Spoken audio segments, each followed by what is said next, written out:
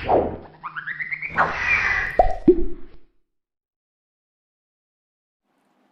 Students, कैसे हैं आप सभी।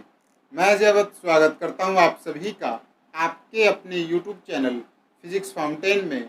और आज की जो है हमारी क्लास, आज का जो है हमारा लेक्चर है नाइन्थ फिजिक्स का 10th लेक्चर रहने वाला है। अभी हम सेकंड चैप्टर जो है आपका वो पढ़ रहे हैं forces and laws of motion के बारे में। तो हमारा जो ये लेक्चर है, इससे पहले एक लेक्चर और आया है इस चैप्टर सेकंड से रिलेटेड। तो आप नाइन्थ जो लेक्चर है उसको आप देख सकते हैं, ऊपर आई बटन से आपको उसका लिंक मिल जाएगा और नीचे वीडियो के डिस्क्रिप्शन बॉक्स में भी आपको उसका लिंक मिल जाए। तो आप दोनों जगह से जा करके पिछले के जितने भी लेक्चर्स थे उन सभी को देख सकते हैं। अब बात करते हैं, हमारा आज का जो लेक्चर है वो है न्यूटन्स लॉज ऑफ मोशन। तो फर्स्ट में हम जो लेक्चर हुआ था इस चैप्टर से रिलेटेड, उसमें हमने क्या देखा था, फोर्स क्या है। अब बात करते हैं कि न्यूटन्स के लॉ क्या है फोर्स को लेकर के। ठीक है, तो फर्स्ट लॉ हमें क्या कहता है कि जब तक इसी जो हमारा ये लॉ है, फर्स्ट लॉ, इसी को हम क्या कहते हैं, लॉ ऑफ इनर्शिया भी कहते हैं। यह लॉ हमें क्या बताता है कि जब तक कोई बॉडी के ऊपर कोई एक्सटर्नल फोर्स जब तक अप्लाई ना किया जाए तब तक वो बॉडी जिस भी कंडीशन में है, वो रेस्ट में है वो रेस्ट में रहेगी, वो मोशन में है वो मोशन में रहेगी, किसी स्ट्रेट लाइन के अलोंग। ठीक है, बात यह है कि जब तक एक्सटर्नल फोर्स नहीं लगेगा जो बॉडी जो काम कर रही है वो करती रहेगी। इसी को हम क्या बोलते थे, इनर्शिया बोलते थे। ये हमारा क्या है, फर्स्ट लॉ जो है वो क्या है, लॉ ऑफ इनर्शिया। ठीक है, इसकी डेफिनेशन में लिख रहा हूँ, इसको आप लिख लेंगे, नोट कर लेंगे साथ के साथ।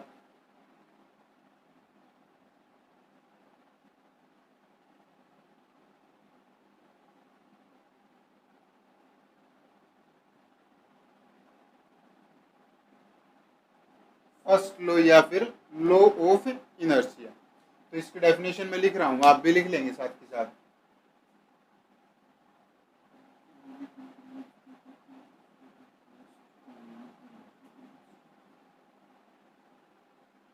Everybody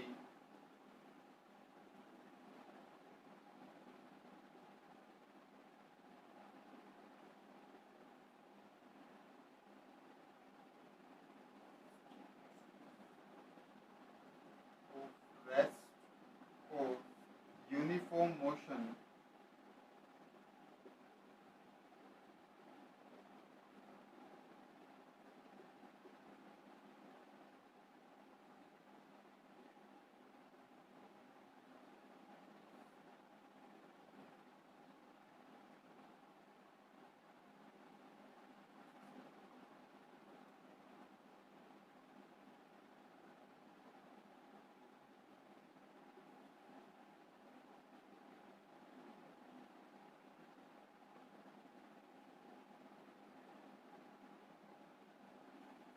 ठीक है, तो ये हमारा क्या कहता है first law, everybody continues to be in state of rest और uniform motion in a straight line unless and until any external force is applied on it. इसी को हम क्या बोलते थे, इनर्शिया बोलते थे, कि उसके ऊपर जब तक है कोई एक्सटर्नल फोर्स नहीं लगेगा तो बॉडी मूवमेंट नहीं करेगी।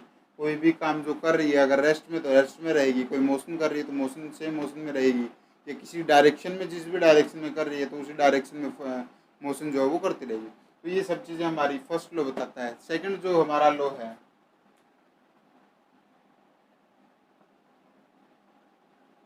सेकंड लॉ में क्या कहता है, सेकंड जो लॉ है ये क्या बताता है कि जो हमारा rate of change of momentum जो होगा वो किसके डायरेक्टली प्रोपोर्शनल होगा, वो हमारे जो फोर्स है उसके डायरेक्टली प्रोपोर्शनल होगा। As and is directed as that of force, यानी कि फोर्स जो भी हमारा है उसके डायरेक्टेड रहेगा। जैसे कि इसकी, चलो मैं एक बार डेफिनेशन लिख देता हूँ। The rate of change of momentum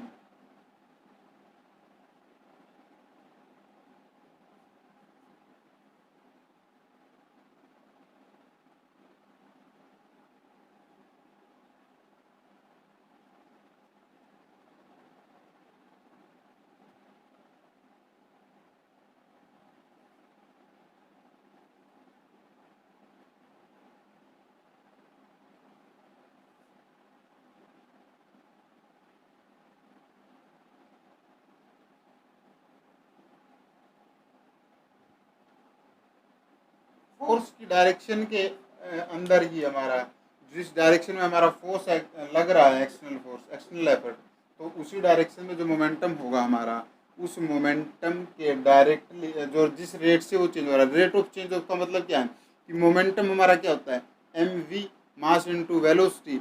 but जब हम उसको टाइम, किस टाइम इंटरवल में वो चेंज हो रहा है, उस टाइम से जिससे जब हम उस मोमेंटम को डिवाइड कर देंगे तो वो हमारा क्या हो जाएगा, rate of change of momentum.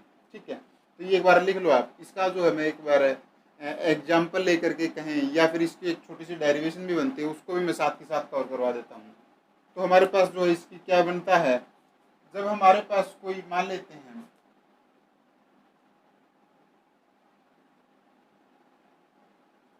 ये दो बॉडीज हैं, ये दी गई है। जब इन बॉडीज का कोई मास मान लेते हैं हम, इसके अंदर कोई मास है, मास कितना है हमारा, मास हमारा ये ए बॉडी है, ये बी बॉडी है, और इसके ऊपर मास कितना है, एम है, इस पे भी मास एम है। मास ये जो है वो अलग अलग हो सकता है, अलग अलग है। अब बात करते हैं कि जब हमारी ये बॉडी है, ये पॉइंट ए है, ये पॉइंट बी है, ठीक है, ये दो अलग अलग नहीं, एक ही बॉडी है, दो अलग अलग पॉइंट पर। जब इस पर हम कोई फोर्स लगाते हैं एफ, इस फोर्स की वजह से, क्योंकि हमारा जो फोर्स होगा उस फोर्स की वजह से जो है ये इसमें वेलोसिटी होगी इसकी, मान लीजिए यू वेलोसिटी है, इनिशियल वेलोसिटी, ये वी वेलोसिटी है, इसकी फाइनल वेलोसिटी। इसने कोई फोर्स लगाया, इस फोर्स की वजह से ये टी टाइम के बाद इस बी पोजीशन पर पहुंच गई, लेकिन इसकी जो वेलोसिटी है वो यू से चेंज होकर के वी पर चली गई, वी हमारी फाइनल वेलोसिटी। ठीक है, अब बात आती है कि हमारा जो फोर्स है वो डायरेक्टली किसके प्रोपोर्शनल आ गया, मास इनटू वेलोसिटी। ये हमारा जो मोमेंटम है एम यू, ये हमारा क्या है, मोमेंटम है, और इसी वजह से जो है हमारा फोर्स जो है वो उसके डायरेक्टली प्रोपोर्शनल आएगा। ठीक है, जितना फोर्स लगा उतना ही इसका मोमेंटम होगा। अब बात करें इसकी डायरेक्शन की, तो जिस डायरेक्शन में हमारा फोर्स लगा, as directed is directed as that of force, इसकी डायरेक्शन जो है वो इसी डायरेक्शन में होगा, किसमें, जिस तरफ हमारा फोर्स लगा। ठीक है, ये बात हमें कौन बता रहा है, वो सेकंड लॉ बता रहा है। इसकी छोटी सी एक डेरिवेशन हो रहा है, F is equal to M में होता है एक्चुअल में, स्टार्टिंग इसकी यहाँ से होती है। तो ये हमारे पास इसकी देख लेते हैं, अगर हम, ये हमारी इनिशियल पोजीशन है, तो इनिशियल पोजीशन के अंदर हमारा मोमेंटम, क्योंकि मोमेंटम को हम किससे लिखते हैं, पी से, पिछली क्लास में मैंने बताया था। तो ये हमारे पास पी आई, पी यानी मोमेंटम इनिशियली आई, तो पी आई ये आ गया। अब इसको जब आप लिखते हैं तो ये आ गई एम इंटू यू। अब बात करें इसकी, तो ये क्या हमारा फाइनल मोमेंटम है, तो इसको आप किससे लिखेंगे, M into V, final velocity से मल्टीप्लाई कर देंगे मास को। अब बात इस सबकी हो गई, तो अब हमारे पास जो है हम यहाँ पर क्या लिखें कि क्योंकि फोर्स हमारा डायरेक्टली प्रोपोर्शनल है मोमेंटम के, अब मोमेंटम क्या है हमारा, rate of change of momentum के है वो। ठीक है ना, तो यहाँ से जो हमारा टाइम जो है वो डिवाइड होगा, तो यहाँ हमारे पास क्या आ जाएगा, मास जो एफ हम लिखेंगे वो डायरेक्टली प्रोपोर्शनल किसके होगा, हमारे मोमेंटम के। अब मोमेंटम भी दो दिए हैं हमें, तो हम किसके इक्वल लिखेंगे, जो हमारा डिफरेंस है, जो हमारा फाइनल माइनस इनिशियल आएगा, उसको जब हम पी से डिवाइड करेंगे तो ये उसके इक्वल आएगा। ठीक है, अब हमारा फाइनल कितना था, फाइनल हमारा एम वी है, और इनिशियल हमारा एम यू है, और नीचे हमारा टाइम जो है वो एज इट इज आ जाएगा। ये डायरेक्टली प्रोपोर्शनल किसके था, अपने एफ के, और एफ को जब आप इस प्रोपोर्शनलिटी साइन को हटाएंगे तो ये के आ गया, और यहाँ से एम आप बाहर ले लेंगे, तो क्योंकि मास जो है वो दोनों जगह कांस्टेंट है और कॉमन है दोनों टर्म्स में से, एम बाहर आ जाएगा। अब यहाँ हमारे पास क्या बचेगा, V minus U by T, और ये हमारे पास क्या आता था, क्योंकि फर्स्ट चैप्टर में, सेकंड लेक्चर में हमने क्या देखा था, ये हमारी एक्सेलरेशन है, final in velocity minus initial velocity with respect to time, उसको हम एक्सेलरेशन बोलते थे। तो यहाँ से हमारे पास क्या आ गया, फोर्स इज इक्वल टू के एम ए, ये हमारी एक्सेलरेशन हो गई। अब इस के की वैल्यू जो है आपकी स्टैंडर्ड वैल्यू जो होती है एक्सपेरिमेंट से, वो क्या आती है आपकी 1 आती है। तो यहाँ से आपका फोर्स जो है वो किसके इक्वल आ गया, एम ए। ठीक है, या फिर यूँ कहें इसको, अगर आप डायरेक्टली प्रोपोर्शनल रखते हैं तो यहाँ से फोर्स जो आपका वो डायरेक्टली प्रोपोर्शनल रहेगा एम इंटू ए। तो ये आपकी जो सेकंड लॉ था, इसकी एक छोटी सी डेरिवेशन कहें तो ये आगे आपके लॉ ऑफ कंजर्वेशन लॉ में जो है काम में आएगी, आगे लॉ ऑफ कंजर्वेशन होगा मोशन का, तो उसके अंदर पढ़ेंगे। तो एक बार इसको नोट डाउन कर लो आप सेकंड लॉ को। फिर थर्ड लॉ जो है आपका वो देखते हैं, every action has equal and opposite reaction. ठीक है, नेक्स्ट अपना क्या है थर्ड लॉ। थर्ड लॉ में क्या कहता है, ये कहता है कि एवरी एक्शन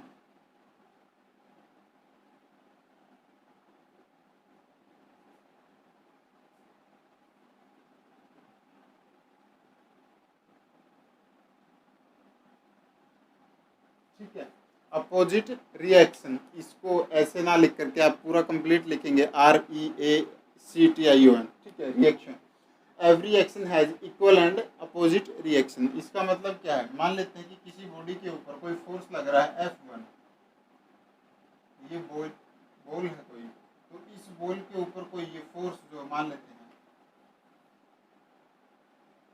ये कोई बॉल है जिसका मास m है और ये कहीं पर रखी है, इसके ऊपर जब हम कोई F फोर्स लगाएंगे F1, तो ये बॉडी जो है ये हमारे ऊपर वापसी कोई फोर्स F2 को एक्सर्ट करेगी, वापसी F2 फोर्स लगाएगी, और ये जो F2 फोर्स होगा इस F1 फोर्स के अपोजिट इन डायरेक्शन होगा, तो ये इक्वल होगा। फर्स्ट थिंग तो ये कि हमारा अपोजिट रिएक्शन होगा, इस वजह से हमारे ऊपर F2 जो फोर्स लगेगा वापसी, तो उसको माइनस से शो करेंगे। नेक्स्ट थिंग क्या है कि F1 जो है आपका F2 के इक्वल होगा, मैग्नीट्यूड इसका। ठीक है, इक्वल से इन द सेंस ये है, मैग्नीट्यूड क्यों लिया हमने, मैग्नीट्यूड इसीलिए लिया क्योंकि ये माइनस F2 का मतलब था कि वो फोर्स हमारे ऊपर लग रहा है वापसी, और उस चीज़ को जब हम दोनों को नेगलेक्ट करते हैं, इनके माइनस सिंबल को, मैग्नीट्यूड जब इनका लेते हैं, तो हमारे पास वो क्या आएगा, वो हमारा इक्वल आएगा। ठीक है, तो ये चीज़ हमें कौन सा लॉ बताता है, ये थर्ड लॉ जो है न्यूटन का वो बताता है। इसके एग्जांपल आप कुछ भी देख सकते हैं। मैं ज़मीन पर अब खड़ा हूँ जिस जगह, उतना ही जितना फोर्स अब मेरे यहाँ खड़े रहने से नीचे ज़मीन पर लग रहा है, उतना ही फोर्स जो ज़मीन है वो मुझे ऊपर खड़ा रहने के लिए ऊपर की तरफ जो है मेरे ऊपर जो है वो लगा रही है। ऐसे ही सेम काम हमारा जो प्रोपल्शन होता है हमारा रॉकेट का, रॉकेट जब ऊपर जाता है तो क्या होता है, जब वो फ्यूल एक साथ इतना जलता है तो वो नीचे की तरफ जो है आपने देखा होगा वो आग निकलती है, फ्यूम्स निकलते हैं, तो उससे क्या होता है आपका वो जो प्रेशर जो एग्जर्ट होता है नीचे, उतना ही प्रेशर बाहर एयर है, एयर की वजह से उसके ऊपर जो है वापसी आता है, और उसी से जो है वो उस फोर्स से जो है वो ऊपर की तरफ जो है हल्की होकर के उड़ती है और ऊपर जाती है। ठीक है, तो ये आपका एग्जाम्पल है, और भी कोई भी एग्जाम्पल आप लेकर के देखना चाहें, जब भी हम किसी बॉल को लात मारते हैं, वो बात अलग है कि हम फोर्स बहुत ज़्यादा लगा देते हैं, उस वजह से वो बॉल वहाँ तक हिलती है। अब अगर मैं बोर्ड पर या इस दीवार पर जितना फोर्स लगाऊंगा, जितना मेरी एक क्षमता है उतना मैं फोर्स लगाऊंगा, लेकिन उतना ही जो दीवार है अपनी वो मेरे ऊपर वापसी प्रेशर जो फोर्स है उसको लगाएगी, उतना ही फोर्स मैग्नीट्यूड के अंदर एग्जर्ट कर रही होगी। जब मेरा फोर्स ये मूव क्यों नहीं हो रही, हमें क्यों नहीं दिखाई दे रही, जब तक मेरा फोर्स इसके बराबर या इससे कम रहेगा तब तक ये हिलेगी नहीं। जब हमारा जो फोर्स है वो इसके जो फोर्स से ज़्यादा हो जाएगा तो ये हिल जाएगी, इसकी जो लोकेशन है वो चेंज हो जाएगी, या तो ये गिर जाएगी या फिर आगे सरक जाएगी। तो वही काम कहाँ होता है, अपनी फुटबॉल खेलते हैं, किक करते हैं, अगर आप बिल्कुल धीरे से किक करोगे, ये सभी चीज़ें जो है वो कहाँ लग रही होती हैं, जब आप उस पर धीरे से किक करोगे तो वो शायद ना हिले, अगर उसका जो फोर्स है उसके इक्वल तक आपका फोर्स लगा तो वो बॉल जो है वो नहीं हिलेगी। लेकिन जब उसी फुटबॉल को आप थोड़ा तेज, मान लेते हैं कि कोई छोटा बच्चा जो है कोई भारी या हैवी जो फुटबॉल है उस पर फोर्स जो है वो लगाता है, कोई किक मारता है, वो बॉल कब तक नहीं वहाँ से हटेगी, वो बॉल तब तक नहीं हटेगी जब तक उस बॉल के अंदर जो वो बॉल अपने ऊपर जो फोर्स लगा रही तब तक वो उसके इक्वल मैग्नीट्यूड में जब तक फोर्स नहीं लगेगा तब तक वो लगेगा, तब तक भी वो वहाँ टिकी रहेगी। जैसे ही उस जो फोर्स वो हमारे ऊपर लगा रही है उस फोर्स से ज़्यादा फोर्स उस पर लगा तो वो मोशन स्टार्ट कर देगी, वो आगे दाएं बाएं कहीं भी जाएगी, वो किसी डायरेक्शन में चलना स्टार्ट कर देगी। ठीक है, तो यही काम होता है। अब हमारे पास जब तक जो फोर्स है, जितना भी जो भी फोर्स लगेगा अगले में जितनी क्षमता है वो उतना ही अपोजिट फोर्स जो है अपने ऊपर लगाए। ठीक है, यही चीज़ हमें क्या बताता है कि every action has equal and opposite reaction. ठीक, ये हमारा थर्ड लॉ था। नेक्स्ट हम देखते हैं कि इसके कुछ लॉ हैं। Law of conservation of momentum, जो फर्स्ट लॉ हम पढ़ेंगे उस चीज़ को देखते हैं। एक बार इसको नोट डाउन कर लो, फिर नेक्स्ट चलते हैं। तो फर्स्ट हमारा क्या है, law of conservation of momentum. तो ये लॉ जो हमें क्या बताता है, ये बताता है कि जब भी कोई कोलिजन टेक प्लेस करता है किन्हीं दो बॉडीज के बीच में, तो वो हमारे पास जो कोलिजन होगा उस कोलिजन से पहले जितना उनके बीच में टोटल मोमेंटम होगा, टोटल इनिशियल जो मोमेंटम है वो हमेशा किसके इक्वल आएगा, आफ्टर कोलिजन जो मोमेंटम हमारे पास निकल कर के आएगा उसके ऑलवेज इक्वल होगा। लेकिन ये सभी कंडीशंस कब होती हैं, जब हमारा आइसोलेटेड सिस्टम होता है। आइसोलेटेड सिस्टम से मतलब ये है कि उन बॉडीज़ के ऊपर बाहरी कोई भी फोर्स काम नहीं कर रहा है, यानी कि अपना जो फ्रिक्शनल फोर्स है वो भी काम नहीं कर रहा है। उस सिस्टम के दौरान जब उस कंडीशन के अंदर हम उन बॉडीज़ को रखते हैं तो हमारे पास जो ये लॉ है, law of conservation of momentum, ये लागू होगा। टोटल इनिशियल मोमेंटम जो है वो किसके इक्वल होगा, टोटल फाइनल जो मोमेंटम है उसके ऑलवेज इक्वल रहेगा। उस चीज़ को हम क्या बोलते हैं, law of conservation of momentum, वो कंजर्व्ड रहेगा। ठीक है। During any collision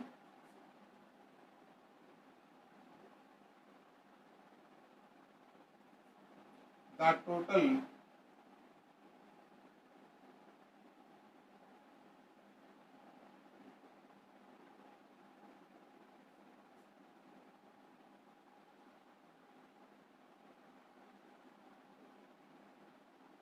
before collision is always equal to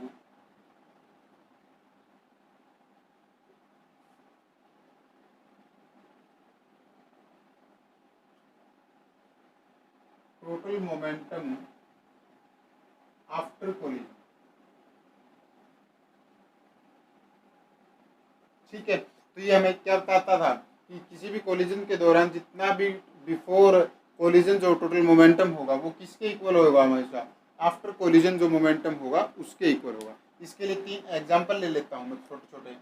वो मान लेते हैं कि ये हमारे पास दो बॉडीज हैं। ठीक है।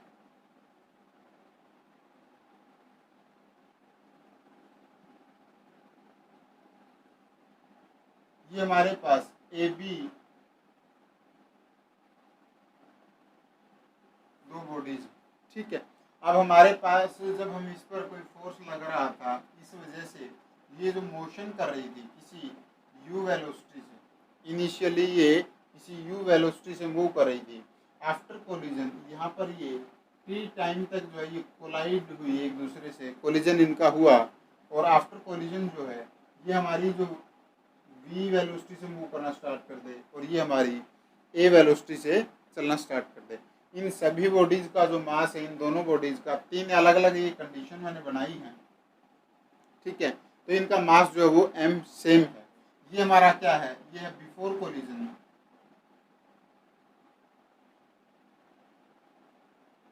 ये हमारा क्या है, आफ्टर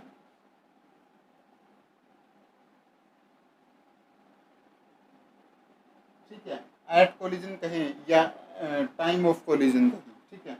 नेक्स्ट हमारे पास ये क्या है, ये हमारा आफ्टर कोलिजन।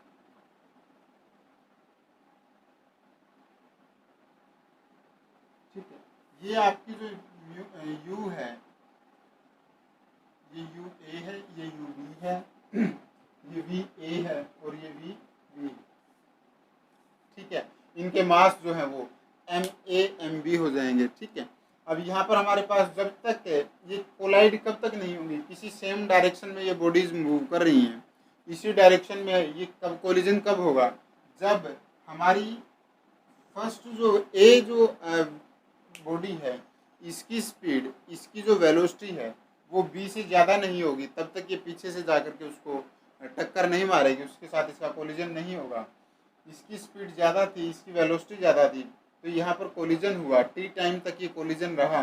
और उसके बाद क्योंकि इसका जो फोर्स था equal and opposite reaction Newton third law वो यहाँ लागू हुआ, और जो इसका फोर्स था, इसकी जो स्पीड थी वो ज़्यादा थी, इस वजह से इसने अपनी जो फोर्स लगा उसकी वजह से इसकी जो वेलोसिटी है वो भी इंक्रीज हो गई।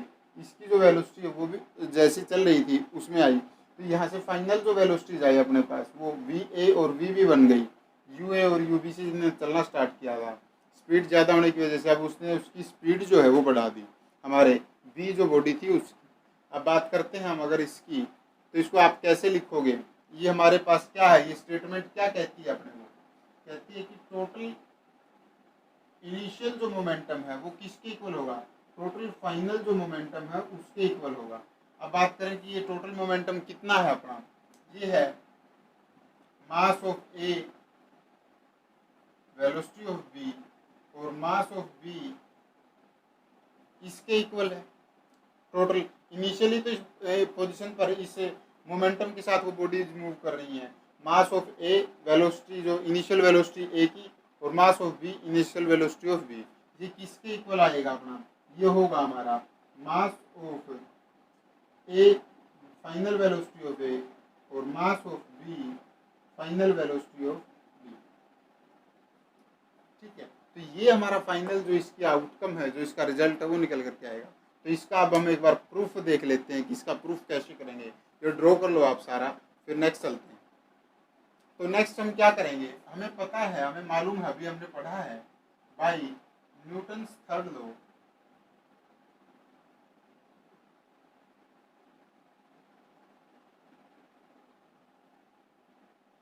न्यूटन के थर्ड लॉ से हमें क्या पता है कि हमारे पास जो फोर्स है, कोई फोर्स F1 जो लगेगा किसी दूसरी बॉडी पर, वो किसके इक्वल होगा? हमारा F2 फोर्स के इक्वल होगा। ठीक है, equal and opposite in magnitude. अब आते हैं हम नेक्स्ट, हमारा सेकंड लॉ हमें क्या बताता था? Bye Newton second law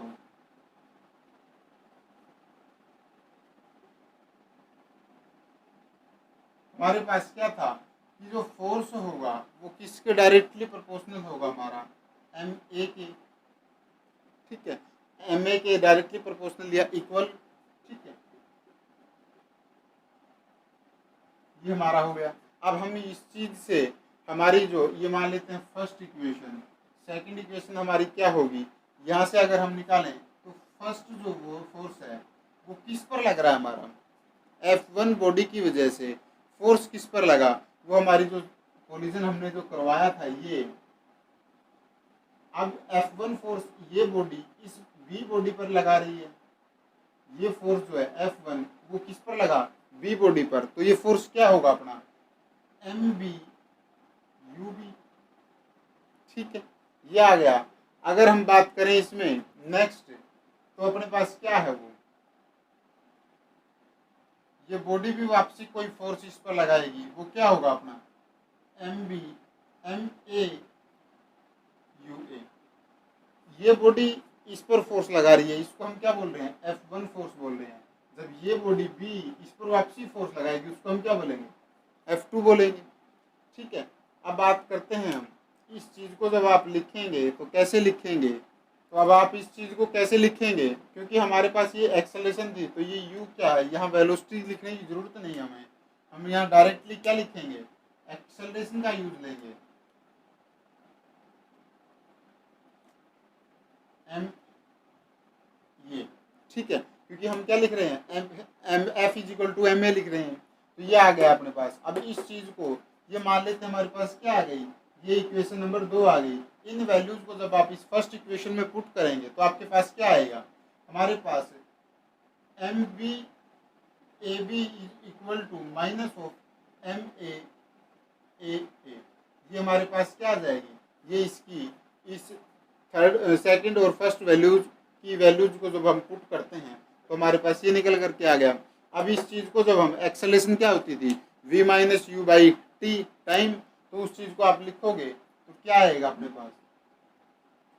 M B as it is, acceleration को लिखना है हमने, तो V B minus U B upon T time is equal to M A जो है अपना एज इट इज रहेगा, और क्या आ जाएगा? ये माइनस बाहर रहेगा इसके।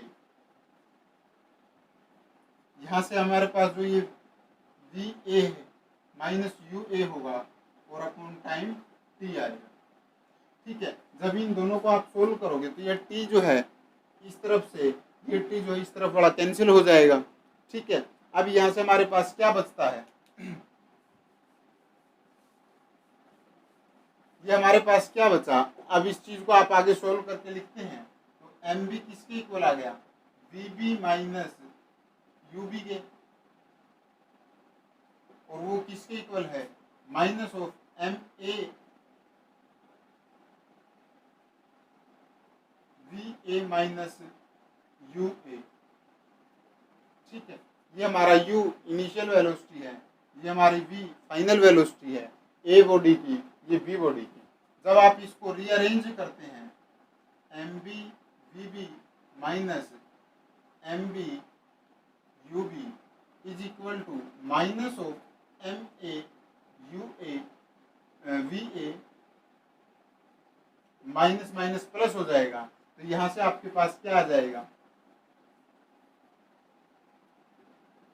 एम ए यू ए, ये आपके पास आ जाएगा जब इस ब्रैकेट को आप सोल्व करेंगे, क्योंकि माइनस है तो ये minus as it is M A V A minus minus plus और M A U A as it is. अब जब आप इन माइनस वाली टर्म्स को दाएं बाएं करते हैं एक दूसरे की तरफ इक्वल के इस तरफ लेकर के आएंगे इस माइनस की टर्म को, तो ये पॉजिटिव हो जाएगी, M B V B plus M A V A is equal to, ये माइनस की टर्म उस तरफ जाएगी तो आपकी प्लस में हो जाएगी, तो यहाँ से आपके पास क्या आएगा, M B U B plus M A U A. तो यहाँ से हमारे पास क्या आ गया, ये टोटल जो था हमारा मोमेंटम जो था टोटल, ये हमारा इनिशियल वेलोसिटी के साथ मूव कर रहा था, ये हमारा क्या आ जाएगा, टोटल इनिशियल मोमेंटम, और ये हमारे पास क्या था, फाइनल मोमेंटम था, टोटल फाइनल मोमेंटम। तो ये दोनों जो टर्म्स थी हमारी ये कैलकुलेट होकर के आ जाएंगी, दोनों तरफ से हमारा जो मोमेंटम है वो इक्वल आ जाएगा। यही हमारा क्या था, law of conservation of momentum था। तो उम्मीद करता हूँ कि आपको ये समझ में आ गया होगा। आज की क्लास में बस यहीं तक करेंगे, नेक्स्ट जो आपका लेक्चर होगा उसमें नेक्स्ट जो इसकी टर्म है, नेक्स्ट जो इसका टॉपिक है उसको सोल्व करेंगे। उम्मीद करता हूँ कि आपको समझ में आया होगा। अगर आपको अच्छे से समझ में आया और ये लेक्चर जो पसंद आया, अच्छा लगा, तो प्लीज़ हमारे इस वीडियो को लाइक कीजिए और अपने दोस्तों के साथ शेयर कीजिए, और आने वाले वीडियोज़ की नोटिफिकेशन आप तक जल्दी से जल्दी पहुँच सके, इसलिए आप हमारे यूट्यूब चैनल फिजिक्स फाउंटेन को सब्सक्राइब कर लीजिए। थैंक यू स्टूडेंट्स, मिलते हैं आपसे नेक्स्ट लेक्चर में। Thank you and take care.